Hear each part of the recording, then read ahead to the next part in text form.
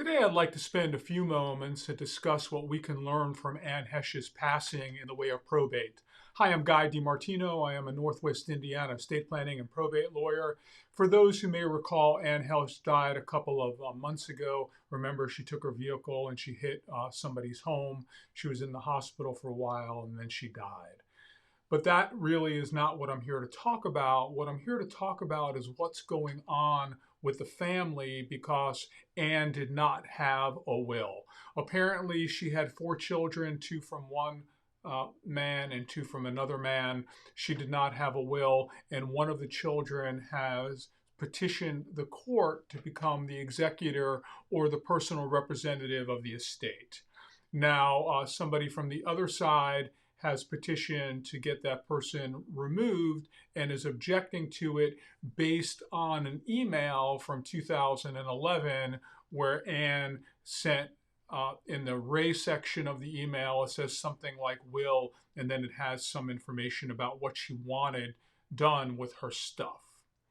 And so it brings up the question, and I don't know about California law, I can talk to you about Indiana law.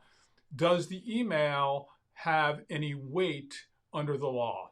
In Indiana, no. You see, in Indiana, in order for a will to be valid, it has to be written, can be handwritten, but it has to be written, and it has to be witnessed by two people. And then if you want the court to accept the will without taking any other evidence, the will has to be self-proved by an affidavit which says the person's over 18, the person was of sound mind, the person knew about their stuff, the person knew what they were going to do with their stuff, and nobody coerced the person who entered the will. So in Indiana, definitely the email will not play and not be evidence as to how the decedent wanted her stuff to be separated. But California is a different world. Can't comment as to California. But what can we learn from this?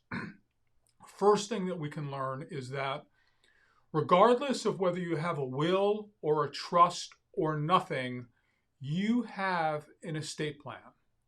If you don't put it in writing and put forth the documents and the way that you want it, the state will do it for you, because the state has an interest in transferring folks who's passed away, transferring their property.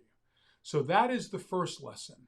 The second lesson is there are many ways in which you can do your estate plan. You can do it by beneficiary designation. You can do it by having multiple people on your real property. You can do it a whole bunch of ways. You can do it by will. You can do it by trust. And that will be something that you will have to decide with your family or your lawyer. But you should do something. Because what we've seen now is we've seen a family who's going through all this stuff, and the family is now distraught, and you have this one saying this one can't be in charge, and this one saying I need to be in charge, and this one isn't supposed to get anything based on a 2011 email, and blah, blah, blah, blah, blah, blah. But if you have everything written and it's clear, it will stop families from being torn apart. If you have any questions regarding a Northwest Indiana estate plan or probate matter, you can always reach out to me.